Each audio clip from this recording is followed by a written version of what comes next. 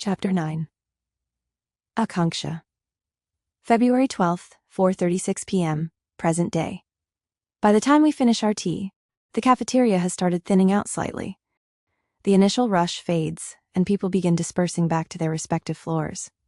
Conversations continue, but in smaller groups now, softer and less scattered. I place the empty paper cup on the table and stand up, adjusting my ID card absent-mindedly. Raghav does the same. Neither of us says anything about leaving. It just happens at the same time. We walk towards the lift area without speaking. The silence from the table follows us, not forced, not awkward in a visible way, but present. The lift doors open after a few seconds. We step inside. This time it is not crowded. Just a few people standing at a distance, each one occupied with their own thoughts or screens. I move to one side. He stands slightly behind, near the corner. The doors close. The lift begins to move. There are things I could say. Something normal. Something simple. How was the tea? Back-to-back meetings. Anything. But I don't. Because the silence from before hasn't left yet. It has just shifted here. The soft mechanical hum of the lift fills the space between us. Someone near the door checks their phone. Another person adjusts their bag. Small, unrelated movements that have nothing to do with us. I glance at the floor indicator. 1, 2. I can feel his presence behind me. Not close. Not distant. Just there. Usually this wouldn't matter. We've stood like this many times, but today feels slightly different. 3.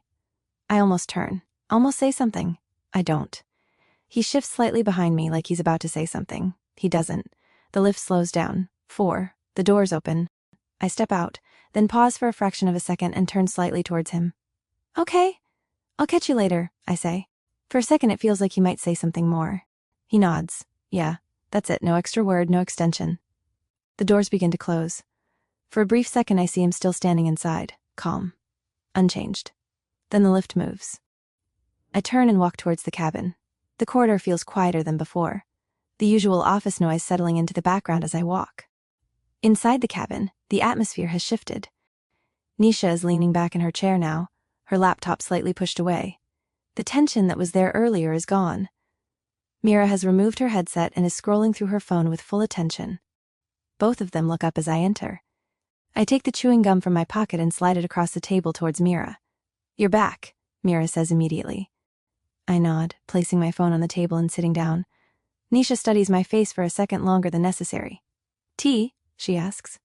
How was it? Mira asks, already interested. Normal, I say. She narrows her eyes slightly. That doesn't sound normal. I don't respond. Nisha leans forward slightly, resting her elbow on the table. He didn't ask anything, she asks. I look at her. No. Mira reacts instantly, not even casually. I shake my head. There is a small pause. He still thinks it's about indie singer Deepak, Mira says. I didn't correct him, I reply. You encouraged it, she says. I didn't say anything wrong, I counter. You showed him songs, gifts, everything, she adds. Nisha interrupts quietly. And now he believes it. I don't say anything. Mira leans back. That's how it started. Now see where we are. I don't respond immediately. Because she's not entirely wrong. For a few seconds, none of us speaks. The office noise continues outside the glass, but inside the cabin, it feels contained. Nisha breaks the silence. 2 days, she says. I look at her.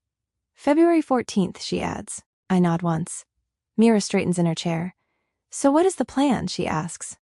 There is no plan, I say. She stares at me. That's not an answer. It is, I reply calmly. Nisha watches me carefully. You're waiting, she says. I don't deny it. For what? Mira asks. I take a small breath. For him, I say. Mira lets out a short laugh. He's not even aware there is something to wait for. I know, I say. Mira leans forward again. So what are you going to do on the 14th?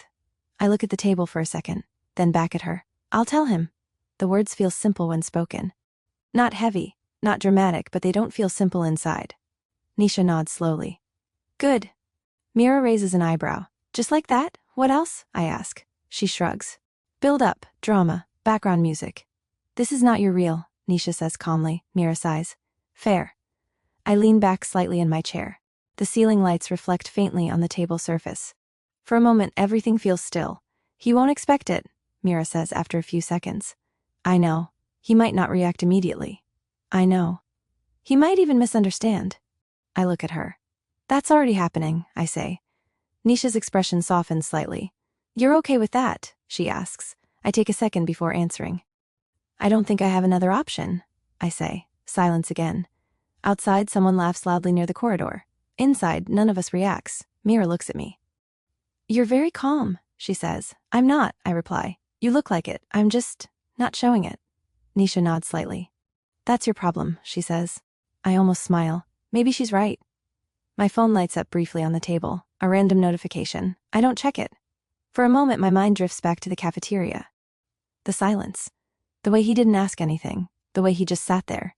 Normal. I look at my screen again. An unfinished task is pending. The cursor is still blinking. Nothing has changed. Except everything has.